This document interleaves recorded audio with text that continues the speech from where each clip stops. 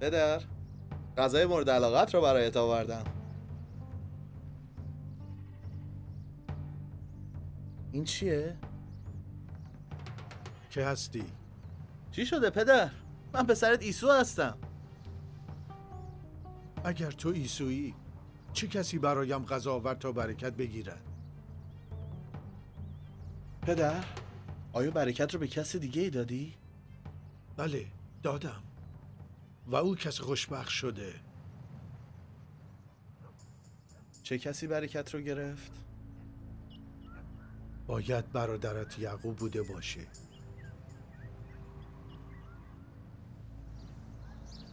اون هیله‌گر برکت رو از من دزدیده؟ انتقام میگیرم. انتقام نگیر، کمکی نمیکنه. پس به من برکت بده پدر. نمیتونم. پدر، این عادلانه نیست. اون ارشد بودنم رو دزدید تا حالا برکتم رو. برکتی برای من نمونده؟ عیسو نگاه کن، من او را ارباب تو کردم و تمام خانواده را خدمتکار او. برکت محصول را به او دادم. حالا چه کار کنم برایت فرزندم؟ آیا فقط همین برکت رو داشتی؟ مرا هم برکت بده پدر. تمنا میکنم. نزدیک شو. باران بر زمینت نخواهد بارید و محصول زیادی نخواهی داشت. به شمشیر خود خواهی زیست و برادرت رو خدمت میکنی، ولی سرانجام خود را آزاد ساخته و رها میکنی.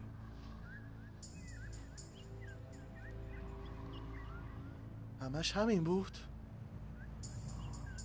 این برکت منه؟ این لعنتیه که بر برادرم میریزم پدر. عیسو، چیزی که در قلبت رو نباید انجام بدی. من چیزی رو پنهون نکردم. چی شده عیسو؟ این رن و خستادگی و برکت رو از من دزدیده. او را میکشم، میفهمید؟ او را میکشم. شنیدی؟ خودتو کنترل کن عیسو. چیزی نگو الیعزر. پسر عز مادر دیگه مرده. او را میکشم. باید فرار کنی.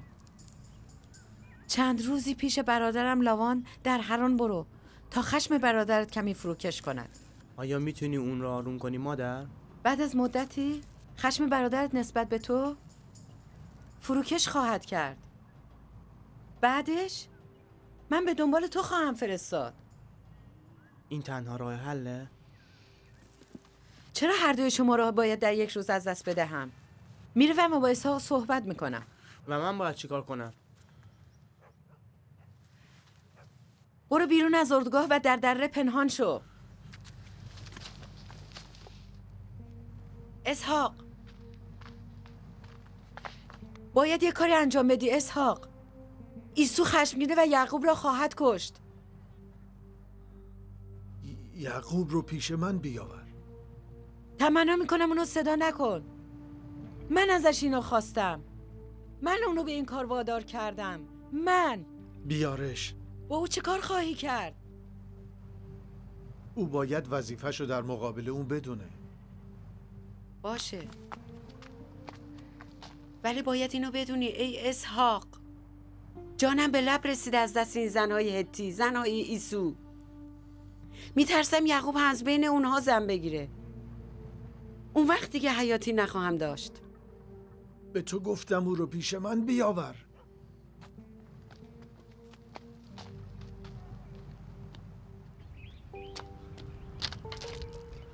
یعقوب، چه کار کردی؟ عیسو عصبانی دنبال توه تا تو رو بکشه. چه کار کنم؟ چه کار باید بکنم الیعزر؟ اینجا رو ترک کن. ولی کجا برم؟ یعقوب! بله مادر.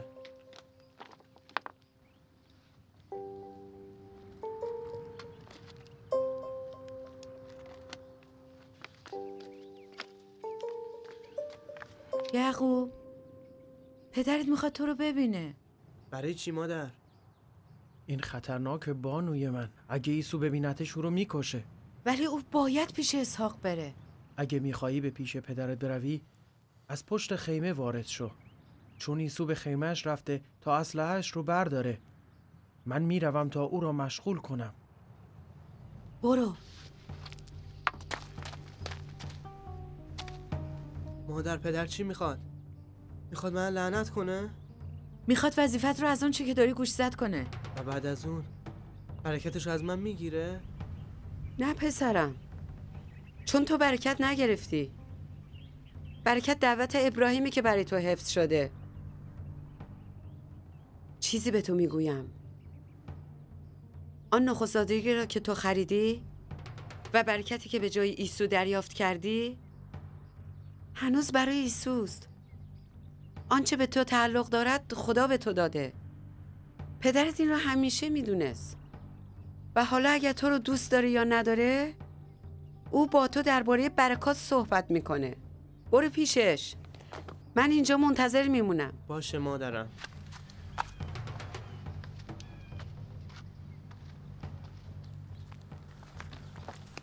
صبر کن عیسی، میخواهم به تو چیزی بگویم، گوش کن. چه میخواهی بگویی؟ اگه برادرت رو بکشی همه چیز رو از دست میدی، چون اسحاق نفرینت میکنه. چیزی برای از دست دادن ندارم، همه چیز رو از دست دادم. صبر کن عیسی، چه کار میخوای بکنی؟ او را میکشم. کجاست؟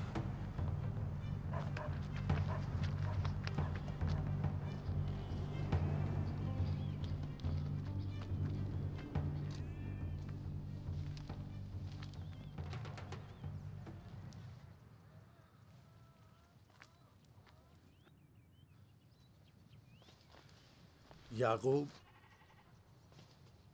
پدر من را ببخش برای کاری که کردم، حتی در برابر چشمان تو. بیا پسرم.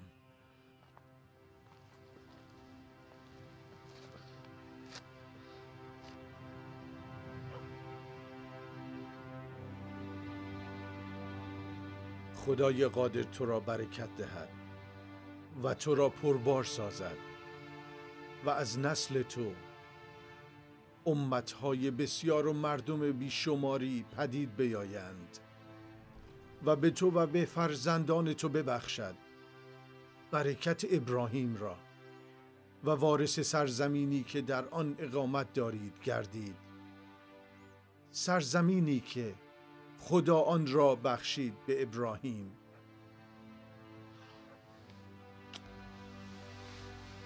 تشکر میکنم پدر. گوش کن پسرم، برو به حران. مادر هم همین رو گفت. و از دختران داییت لابان زنی اختیار کن و حالا بلند شو برو.